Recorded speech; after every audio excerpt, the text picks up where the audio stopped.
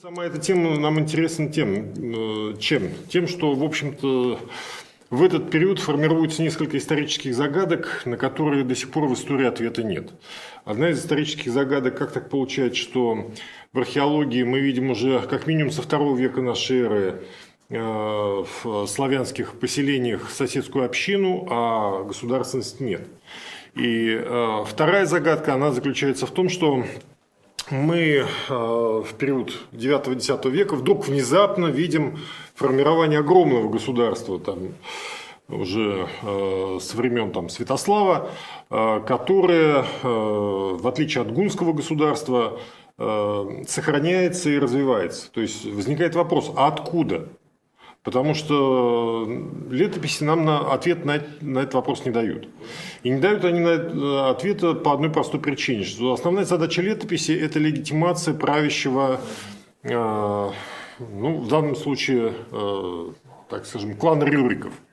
Поэтому все, что было до Рюриков, летописи очень целенаправленно убирают, для того, чтобы не возникало соблазна найти какую-то альтернативу Рюрикам. Вот пришли Рюрики, все, и с этого все начинается. До этого было абсолютно дикое поле, до этого ничего не было, вся государственность начинается с Рюриков. И вот поэтому очень интересно, а на самом-то деле, что в первом тысячелетии происходило на территории Восточной Европы, и вот как можно ответить на две эти загадки? Ну, надо сразу же сказать, что на территории Восточной Европы, безусловно, мы видим большое смешение различных этносов. И хотя великое переселение народов у нас формально считается с 4 по 7 век, но уже со 2 века мы видим движение готов. И готы, хотя некоторые историки считают, что абсолютно мирно, спокойно заходят на территории балтийских и славянских племен, создается держава Германарха, но, в общем-то, в это слабо верится, учитывая, что те же самые славянские племена очень активно выступили против готов, как только у них появился центр, вокруг которого можно было объединиться, этот центр гуны, и готы, в общем-то, не получили поддержку славянских племен, а отсюда, скорее всего, вывод, что совсем не мирно происходила эта интеграция германских племен на территории племен славянских. Но почему готам стало интересно здесь быть? Опять же, первый ответ нам дают летописи, когда они упоминают о вот этих трояновых веках процветания. Мы видим, что со II века, когда границы Римской империи приблизились к территории, где находились протославянские племена, возникла очень замечательная возможность для появления торговых отношений. Ведь славянские племена, протославянские племена, углубляясь в Восточную Европу, они расселялись на больших территориях, не случайно этот термин споры, то есть рассеянные, он у греков, в общем, достаточно плотно прикрепился к протославянским племенам, потому что действительно на огромных территориях жили относительно небольшие группы племен. Связано это было с тем, что, собственно, климатические условия не позволяли иметь большую кормовую базу, и для того, чтобы прокормить по тем, так скажем, условиям эти племена, необходимо было контролировать достаточно большие угодья, поскольку охота была все-таки очень важным элементом, точно так же, как у финно-угорских, где охота еще более важный элемент был для выживания. И вот мы наблюдаем, что со II века к славянским племенам начинают активно подселяться те этнические группы, которые выдавливаются римлянами, потому что романизация Даки, она происходила, опять же, не настолько идеально, чтобы оттуда не выдавливались какие-то племена. Мы видим, что черняховская культура археологическая, она наглядно показывает смешение различных этнических групп. Появление фракийского элемента на территории, которая потом считается территорией абсолютно славянской, то есть на территории Прикарпатии и так далее. И вот это смешение дает нам ответ на ряд вопросов. Первое. Начавшееся большое переселение народов вынуждало принимать к себе каких-то соседей, принимать или в качестве, так скажем, более господствующей социальной группы, или в качестве неких беженцев, которые ушли и которые на определенных условиях готовы включиться вот в вашу жизнь, в вашу культурную среду, в ваше, так скажем, миропонимание с тем, чтобы просто сохраниться.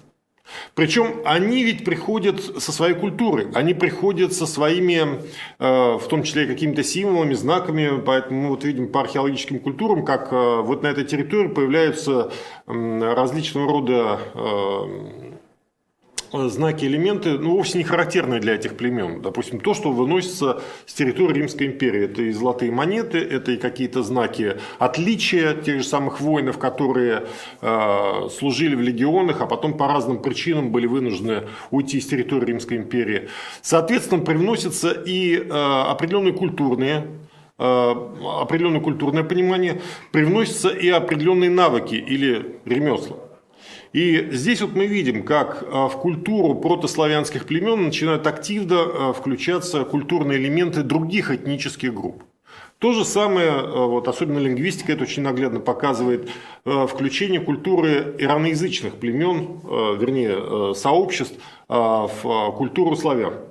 Потому что вот, даже самый элементарный пример, если поляки все-таки чаще говорят пес, то мы в русском языке чаще говорим собака, а это, собственно говоря, ираноязычное слово. Но для нас оно настолько вот естественное, что мы как бы не считаем, что оно откуда-то к нам привнесено. Вот это вот очень мощное влияние ираноязычных племен, это тоже интересный момент с точки зрения понимания формирования той культуры, которую потом мы назовем русской культурой.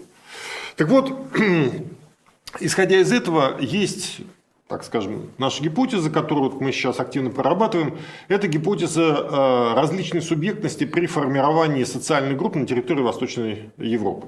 То есть первый субъект, о котором мы можем говорить, это, собственно, элита самой родовой общины. Ну, кто это может быть? Это вожди, это жрецы, это люди, которым община передает право арбитража по нормам и традициям. То есть некие старейшины, некие, там, скажем, выдающиеся люди, которые являются аккумуляторами определенных культурных ценностей, инициатив. То есть это идет вырастание субъекта формирования идентичности, субъекта формирования какой-то социальной группы изнутри. Вот мы на конкретных примерах увидели, как родовая община постепенно трансформируется в соседскую за счет того, что она включается в товарные отношения, за счет того, что она вынуждена принимать какие-то другие этнические группы, за счет того, что она видит вот в этом взаимодействие определенную выгоду для себя. Выгоду самую разную. От обеспечения своей безопасности, просто больше становится, до выхода на какие-то новые культурные или технологические возможности, которые в общину приносят дополнительные ресурсы, дополнительные возможности. И за счет этого, в общем-то, этих соседей стоит принимать, стоит их, ну так скажем, не отторгать от себя. Второй момент. Мы видим, как родовые общины постепенно понимают, что в их интересах укрупняться, в их интересах формировать какие-то более значимые конгломераты в виде племен, союзов племен и так далее. И вот возникает вопрос, а как в этом случае формируется субъект идентичности? То есть, кто вот для этого племени является той силой, которая формирует единый язык общения, единые там, культурные традиции, единые религиозные верования, кто заставляет или мотивирует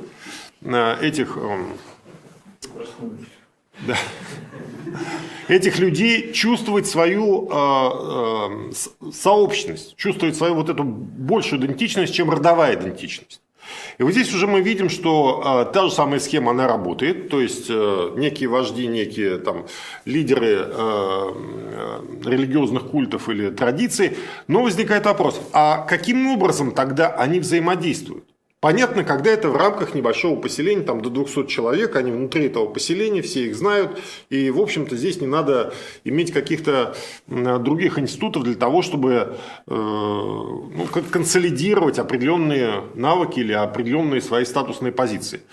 Вот здесь мы выходим на понимание, что очень большую роль начинают играть вот эти собрания. Вот у башкир есть понятие «ины», мы с вами говорим о неких племенных сообществах. В городах мы видим понятие вече.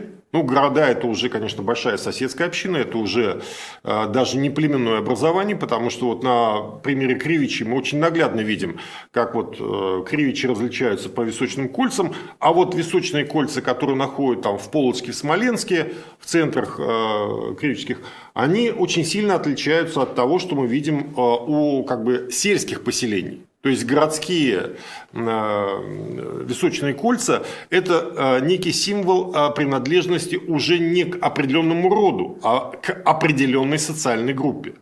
То есть вот здесь вот мы видим как раз вот тот момент преломления родовой общины в соседскую общину, который происходит. Более того, мы видим, что появление городов в данном случае становится обязательным атрибутом для развития соседской общины.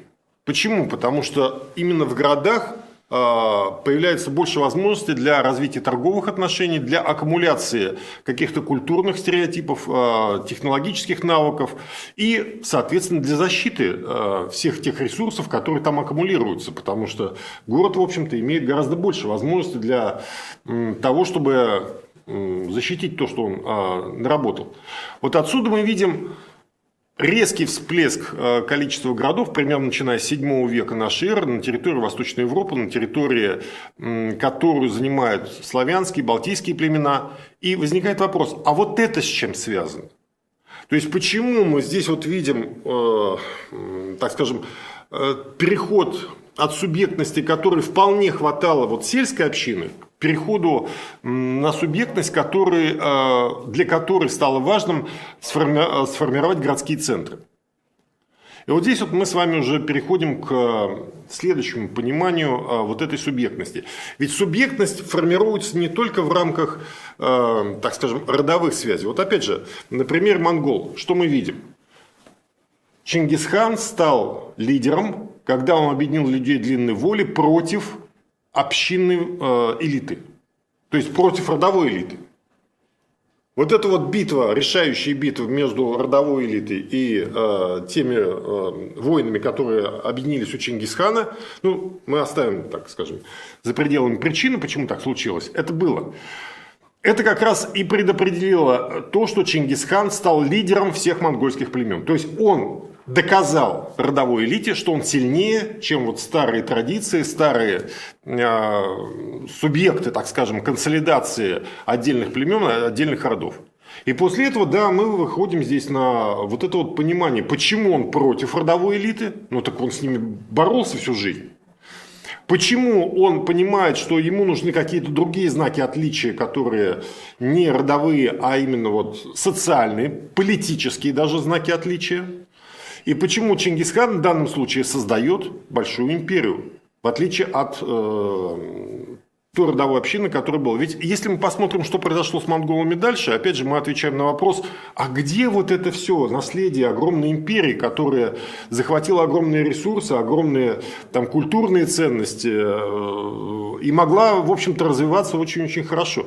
А мы видим, что в тех же самых монгольских племенах потом, уже после Чингисхана, опять берет верх родовая элита.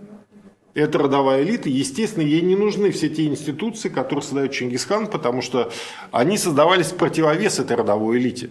Они создавались в противовес тем ценностям, которые она исповедовала, и держателем которых она являлась. То есть, вот эта вот внутренняя борьба субъектов, субъекты родовые и субъекты надэтнические, в данном случае у них вот прошла таким образом. И, соответственно, вот это ответ на вопрос, куда все это делось у монгольских племен, которые, в общем-то, завоевали большую часть Евразии, по сути дела. И возвращаясь вот к ситуации в первом тысячелетии нашей эры, что мы видим здесь? Мы видим, что конкуренцию вот этой родовой элите, вот этим субъектам идентичности родовым, которые появляются, создают надэтнические субъекты. Кто это? Ну, посмотрим. У нас были готы.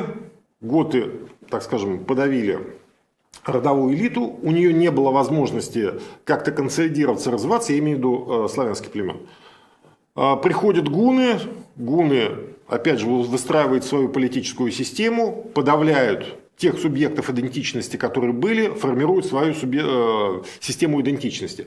Но готы не формируют, то есть гунны, как и готы, не формируют никаких центров культурных, экономических, военных центров. То есть мы не знаем по археологии никакого города, никакой цитадели, в которой были бы аккумулированы вот те возможности, те ресурсы, вернее, которые консолидировал Аттила.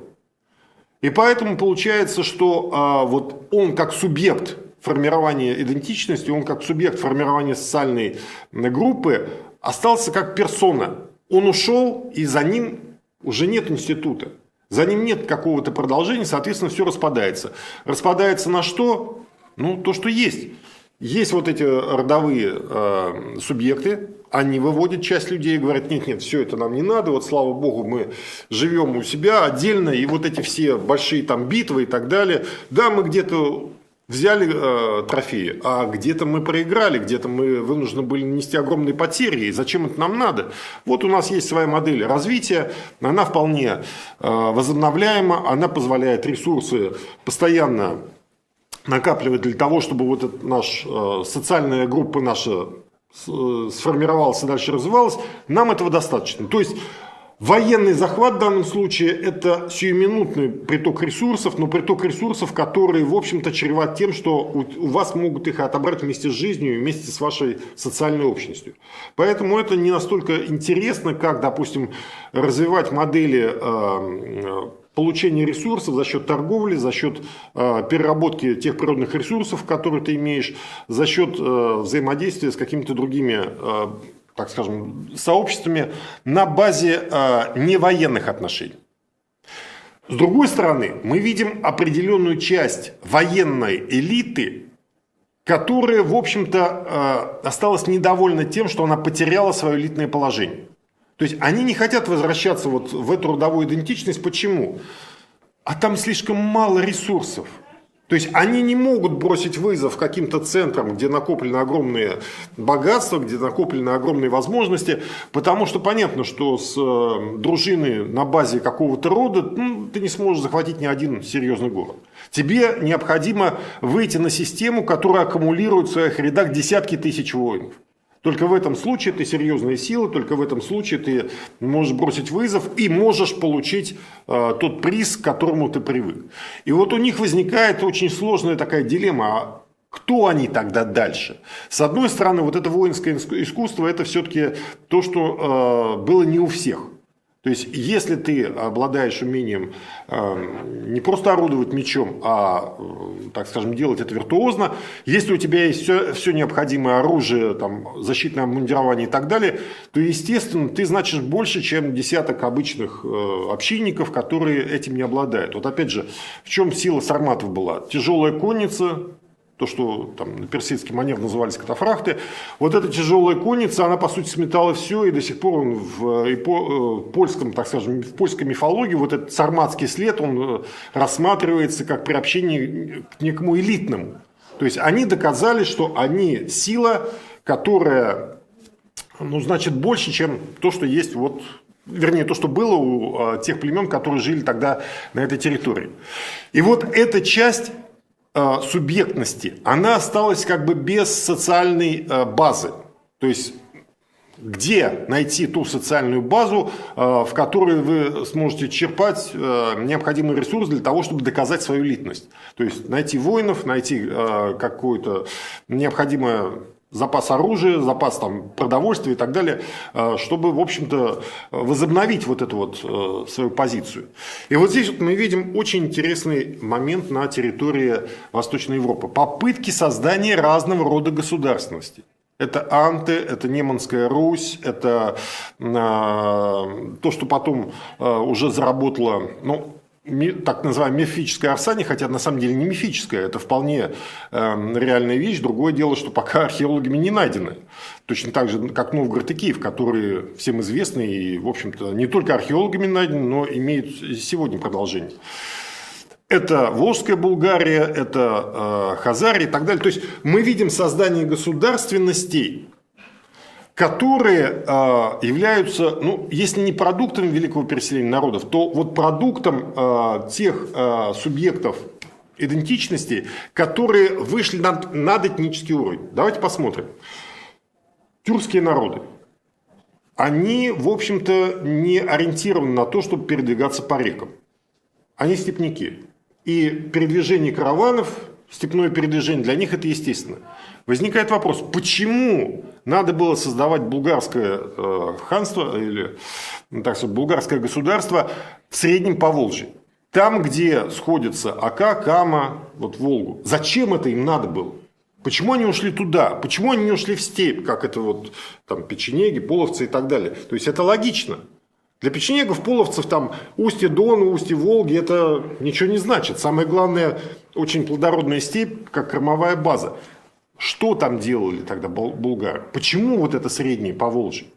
Ведь это же не степь. Тем более по тем временам, но вот мы сейчас находимся с вами в Уфе. Уфа вплоть до начала 19 века это граница между тайгой и лесостепью. Все, что севернее и восточнее, это тайга. Все, что западнее и южнее, это лесостепь. Это не степь, это лесостепь. Степь это вот Оренбургская область. Там оттуда начинается степь уже.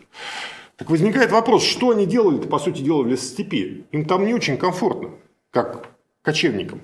А это означает, что они должны были взять себе в союзники какие-то другие, так скажем, этнические группы, у которых умение использовать водный путь Волгу как возможность для выживания, как возможность для развития уже сложилось. То есть булгары заходят просто как элитное сословие, но это элитное сословие подчиняет своему влиянию те этнические группы, которые могут использовать Волгу и как торговый путь, и как способ добывания ресурсов для проживания и так далее.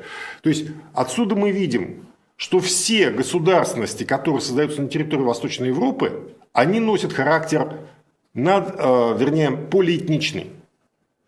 Возьмем мы с вами легендарное призвание Рюрика. Кто его призывает? Славянские, финно-угорские племена. Возьмем мы с вами пантеон богов, который Владимир, перед тем, как официально христианство стало доминирующим, создает в Киеве. А какие там боги? Славянские, иранские. Скандинавских богов нет. Это, кстати, по поводу нормандской теории. Если за Владимиром, за Рюриком стояли норманы, то Один, Тор, они должны были быть в этом пантеоне богов. Ведь по тем временам что такое бог? Это, по сути, ну как сказать, твоя жизнь. Это твое продолжение в загробной жизни.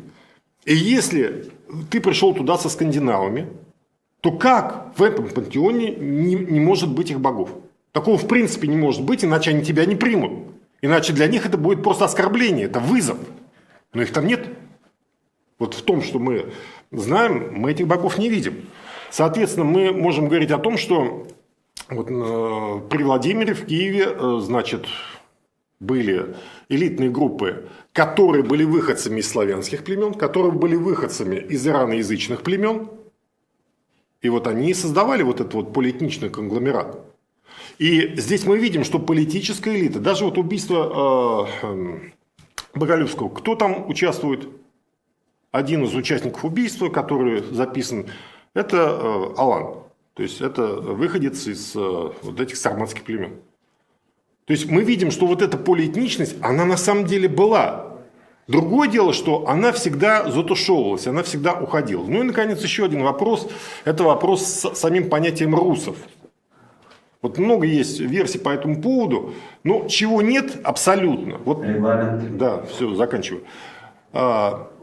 С VI века сирийские хроники упоминают первый раз вот это название. Мы не будем говорить о тех летописях, которые там потом, это название относится там, к III веку и так далее. Мы говорим о современниках. Вот современники в VI веке впервые упоминают о русах. Но нам неизвестна ни одна археологическая культура, которую можно ассоциировать с понятием русы. То есть исторический феномен есть, археологической культуры нет. Значит, это логично объясняется только следующим образом. Это была социальная группа, которая была интегрирована в те культурные сообщества, которые уже существовали. То есть, фактически можем говорить, что это была внеэтническая группа. То есть, конечно, у этих людей было какое-то этническое происхождение. Для них было важнее это. Для них было важно то, что они чувствовали свою сопричастность к большой социальной группе. Почему к большой? Потому что если эта группа осталась в истории, более того, эта группа в истории создала государственность, была, во всяком случае, одним из главных субъектов этой государственности, то значит, она не могла быть маленькой. Значит, она появилась из какого-то большого конгломерата. Значит, у нее были достаточно большие ресурсы. И вот что описывает очень интересное описание тех же арабских путешественников здесь по Волжье, как они описывают русов вот, в своих хрониках. Мы видим очень разное описание. То есть, это говорит о том, что культурные исходные, так скажем, корешки у этой группы были многообразные. То есть, невозможно искать русов в какой-то одной среде. Славяне или ираноязычные, или, допустим, варяги и так далее. То есть, русы – это полиэтничная группа, полиэтничная социальная группа, элитная группа, которая должна была иметь какую-то идею своего существования. И вот эту идею существования мы видим в том, чем они занимались. Это были воины, это были торговцы. То есть, как воины, их интересовало объединение вокруг себя достаточно больших людских ресурсов. Как торговцы, они интересовались единым торговым путем, единым экономическим пространством. Что в это время появляется как идея номер один. Давайте обратим внимание. Арабские завоевания, 6-7 век, они, по сути дела, ставят под контроль арабов все ключевые точки взаимодействия между Европой и Азией. Вот самый, так скажем, интересный торговый путь из Китая в Европу, он оказывается под контролем арабов. И только одна веточка этого пути, которая до этого не использовалась никак. Тут она становится вне контроля арабов, и тут она оказывается очень важной. И мы видим с 7 века резкий рост, так скажем, находок по торговле на территории Волжского пути. Волга становится единственным путем из Азии в Европу, который не под контролем арабов. Почему арабы приходят сюда и пытаются здесь, так скажем, внести сюда ислам? Потому что они понимают, вот физически они не могут контролировать этот путь, они здесь просто не выживут. Это не их среда, к которой они привыкли. И тогда мы видим пример, когда субъект создание социальной общности становится внешним, тогда арабы пытаются стать инициатором некой идентичности, будучи не внутри этой идентичности, а будучи за пределами этой идентичности. Каким образом? И вот здесь мы видим, что помимо военной силы, помимо экономических аргументов формирования идентичности, на первый план выходит религиозный аспект как элемент формирования идентичности. И помимо арабов мы опять же видим попытку стать внешним субъектом для формирования идентичности. Это работа Ватикана, это работа Византийского патриарха. То есть они пытаются для соседей сформировать идентичность, комфортную для них самих. Пример мы видим очень наглядный. Печенеги 8 родов. 2 рода принимают христианство. 2 рода, по сути дела, отпадают, уходят в Болгарию, ассимилируются там. И они для Византии, в общем-то, становятся очень комфортной социальной группой. Они перестают быть враждебной социальной группой. Вот это влияние внешней субъектности на формирование благоприятной для себя идентичности. Соответственно, мы видим 3 модели участия субъектности в формировании той или иной социальной группы. Первое – это внутриэтническая модель формирования субъектности, когда все формируется из, собственно, рода, когда род сам выделяет из себя элитариев, которые определяют культуру этого рода, которые определяют цели развития этого рода и так далее, и так далее. Второе – это когда из тех же родов, но выделяется группа, которая выходит на уровень надэтнической, то есть это тоже субъект, который образуется изнутри социальной группы. Но он уже ставит задачи, которые выходят за пределы развития чисто этнического сообщества. И третий, так скажем, вариант участия субъектов в формировании идентичности – это когда субъект внешний. Внешний субъект влияет на формирование идентичности, в которую он сам не входит, в которую он, в общем-то, не является естественным продуктом, но эта идентичность ему нужна для решения каких-то своих задач. И мы это видим вот в современной истории от и до. Сколько угодно таких примеров можно привести. Вот в первом тысячелетии мы эту модель видим, и мы видим опять же модель. У башкир что происходит? Они уходят вот от этого главного торгового пути Волжского, они уходят немножко вбок, и это дает им возможность сохранить модель формирования идентичности на базе субъектов, которые продуцируются из родов. И и так далее. Вот это все естественная модель создания башкирской идентичности. То есть эта идентичность не предусматривает создание городских центров, не предусматривает создание государственности на базе вот какого-то единого центра, потому что идентичность, она как бы дисперсно распределена по всем. Каждый род делегирует на общий им своих представителей, они согласовывают там какие-то общие базовые нормативные понятия, традиции и так далее, они обмениваются какими-то своими культурными находками. В случае необходимости они же консолидируют военную силу для защиты от некой внешней угрозы, и в случае необходимости они регулируют все внутренние конфликты. Вот почему среди башкирских родов, в общем-то, конфликтов было не так много, потому что был механизм вот этого регулирования на базе вот этой субъектности, вернее, так скажем, института, где субъекты могли согласовать свои интересы. И обратную ситуацию мы видим, допустим, у тех же русов. То есть субъект, который формирует их как некую протогосударственную, потом государственную среду, он надэтничен, он заведомо исповедует интересы, которые далеки от интересов этноса, и мы видим вот этот постоянный конфликт между центральной властью и общиной на местах, и мы видим, как община подавляется. Вот у Пыжикова очень хорошо описан весь этот момент, как центральная власть как бы убирала самостоятельность общины славянской, и не только славянской. Почему? Потому что изначально этот субъект, он был оппозиционен субъекту родовому. И мы видим отсюда разгадку нескольких загадок. Первое. Почему русский становится суперэтносом? Потому что в самом начале тот субъект, который создавал вот эту социальную группу, он был надэтничен. Второй момент. Этот субъект, он имел интерес, для развития которого предполагал включение вот в эту систему очень разных этнических групп, причем включение в эту систему этих этнических групп не на базе доминирования какой-то этнической культуры. Вы уже об этом говорили. Вы об этом говорили, вы во втором разу говорите об этом. Надо. Все, заканчиваю тогда. Профессиональная подготовка. Я заканчиваю тогда, да. Пожалуйста, вопросы. Позволите, да? Да. Ну, вы... Да. Спасибо, значит, вы моделируете, это всегда интересно, да, согласитесь, это интересно. А вот для определенных периодов, вот так называемый бесписьменный период для Восточной Европы, там какие у нас письменные источники? На основании чего мы можем проверить ваши выкладки? В данном случае мы опираемся на материалы хроник византийских, сирийские источники, арабские источники.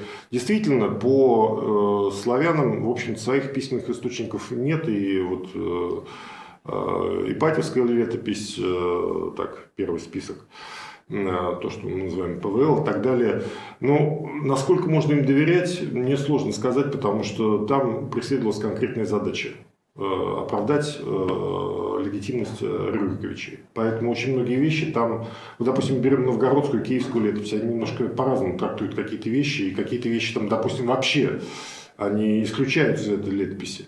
Наконец, вот историки, которые очень внимательно анализировали эти летописи, они говорят, что здесь вот видны моменты, которые, ну, как отголоски дискуссий, которые были тогда.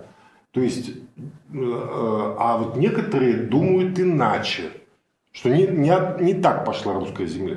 То есть, вот это как раз говорит о том, что были очень разные версии. И вот эта версия призвания Рюрика, она, в общем-то, не в полной мере согласуется с археологическими находками.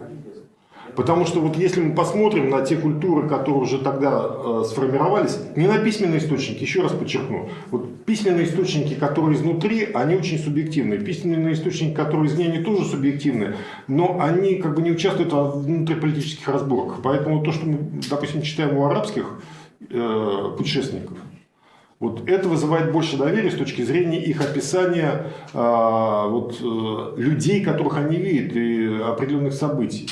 То есть они не заинтересованы в том, чтобы там встать на чью-то сторону вот в этих внутренних разборках. Это вот момент. Второе. Мы опираемся на данные лингвистического анализа.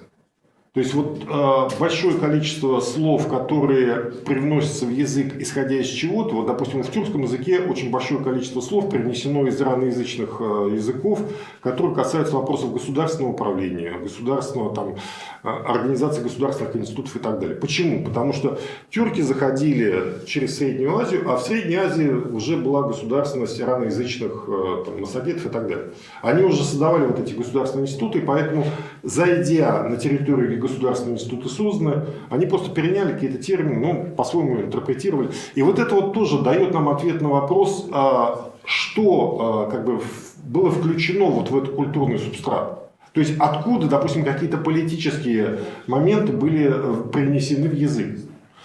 Третий момент, на который опять же опираемся, это попытка использовать междисциплинарный подход, то есть попытка системологию, теорию систем и так далее переложить на социальные процессы. Ведь любой социальный процесс, он не просто так происходит. У любого социального процесса есть какие-то, так скажем, ресурсы, механизмы, почему он был запущен.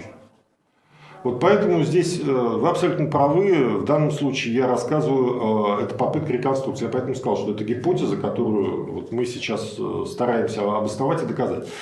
Вот.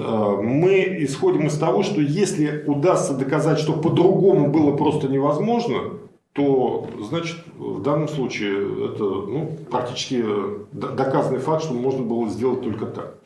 Вот. Поэтому, еще раз подчеркну, опираться на письменные источники практически не приходится, потому что они ни о чем не говорят. А вот, допустим, то, что вот Пыжиков раскопал в рамках мифологии славянских, и не только славянских племен, то, кстати, он в своем последнем исследовании, проанализировав ряд исследований других авторов, показал, что, смотрите, вот то, что касается общинной идеи, общинной культуры, очень схожие вот эти модели у славянских, финно-угорских, даже тюркских племен. Вот исследования были проведены от бурят и до эстонцев. По-моему, вот такие исследования он у себя там аккумулировал. И он говорит, очень многие моменты схожие вот в общинной культуре. Вот мы, допустим, что заметили? Если взять элемент журавль, он у народов от Дальнего Востока до венгров, он, в общем-то, отображает одно и то же. Почему вот стихи Расула Гамзатова «Летят журавли», они вот так понятны? Потому что это культурный код определенный, который вот сформирован у нас вот с этих родовых понятий. Да. Можно я тоже реплику одну все-таки скажу? Я, в общем-то, принципиально совсем нисколько не спорю с вами. Просто вот по части Башкирии, да, то есть у нас вот, наверное, благодаря работам Азнабаева, то есть никто не, скажем, мы все преклоняемся перед его вкладом в науку, вот его вот эта концепция акефальной политики, да, вот нашей башкиры, роды, все равноправные системы и так далее, это никто не оспаривает. Но вот как раз вот в поддержку вашей теории, то, что вот в начале, когда если мы рассматриваем этногенез башкирского народа, вот именно там была вот эта элитная группировка зашла, здесь уже были вот эти ираноязычные какие-то финно-угорские племена и так далее, и зашла вот эта элитная группировка, там какое-то племя башкорт, которых объединила, значит, дала значит, свой этноним, как интегрирующий этноним, да, и, вероятно, стал вот это, значит, тем правящим кланом, да, вот, потому что этого же племени потом мы в родовой структуре-то башкир-то не находим. Куда оно делось-то? Вот как русы. Пришли русы, элитная группировка, значит, дало название народу, бац, а сами исчезли. Вот. Ну и там масса таких случаев, как франки, значит, мы видим во Франции, пришли, сели, название дали, франки сами исчезли. Ну это, в общем-то, универсальная такая, значит, схема. Вот. Здесь примерно то же самое. И была, вот, так сказать, не всегда было у нас вот горизонтально интегрированное башкирское общество. Вот мы и по, там, скажем, арабским источникам знаем, упоминается, значит, у башкир там правитель Малик, да, царь. Вот. И потом мы уже и в ордынское время это находим. Вот. Яганка-Венгр, францисканцы приходили, государь всей Баскардии, зараженный сарацинским заблуждением. Это не единственное, кстати, упоминание. Был и Генрих Алиманский, другой францисканец пришел. Тоже пишет Доминус Тотиус Баскардия, значит, владыка всей Башкирии. Вот.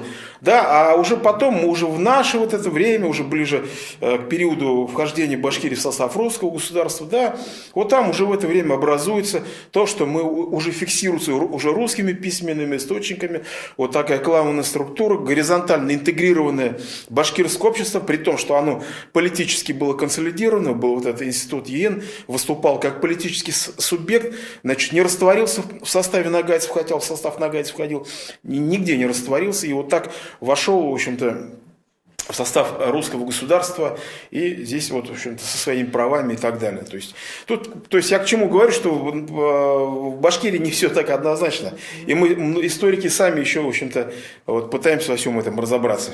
Ну да, и вот большую, так скажем, мудрость царского правительства была в том, что они не лезли в родовые отношения. Они не влезали вот в то, что было как бы епархии вот этой родовой элиты, субъекты. Туда никто не лез никогда. Ничего не меняли? Да, абсолютно. То есть, вот есть у вас определенные там брачные отношения, пусть они будут. Есть определенные там властно-субъектные отношения на уровне рода, пусть они будут, мы туда не лезем. Вот мы работаем вот с этим человеком, который там лидер этого всего, он готов с нами работать, все. А дальше уже как вы хотите. Вот это вот один из очень интересных выводов, как, собственно, также абсолютно работали то, что называется Рюриковичи. И вот когда мы видим поражение от монгол, что там получалось? А там получалось то же самое. Вот это вот желание уйти в некую обособленность родовую, мы на внешнем, на как бы уровне политической элиты договоримся о едином экономическом пространстве, о едином участии там, в отражении чего-то как-то, но внутри мы сами будем рулить, и мы сами будем субъектами внутри себя. То есть я первый парень на деревне, я первый парень в своем городе. И вот это начинает доминировать постоянно. И когда возникает момент внешней угрозы, объединиться тоже не успели. Потому что для них эта угроза была внезапной. Может быть, если бы монголы заранее предупредили, дали 2-3 года, может быть, как раз вот этот институт сработал, смогли бы выставить как бы единую рать, как это было в битве на Калке. Там же выставили единую рать. Почему? Потому что заранее, пока там с половцами сражались, было время для того, чтобы это объединиться и консолидироваться. Здесь такого времени не было. И вот после этого мы видим, опять же, вот этот выбор, который был сделан. Первый выбор, можно было уйти в то, что субъекты у вас, они чисто родовые, в том числе элитные. И второй, уйти в то, что субъект он у вас, он абсолютно надэтнический, он абсолютно, это политоним, по сути дела, он политический. Но тогда он как бы давит вот всю эту родовую аристократию. Всю эту родовую субъектность. И у нас мы видим сегодня конфликт, еще раз подчеркну, вот Пыжиков этот конфликт очень хорошо показал. Он говорит, посмотрите, у нас вот все то самоуправление, которое шло снизу, все вот эти вечи и так далее, они как были раздавлены государственной властью, государственная власть все это подчинила себе, но в итоге-то мы видим, что только так и был создан суперэтнос. По-другому он не получался.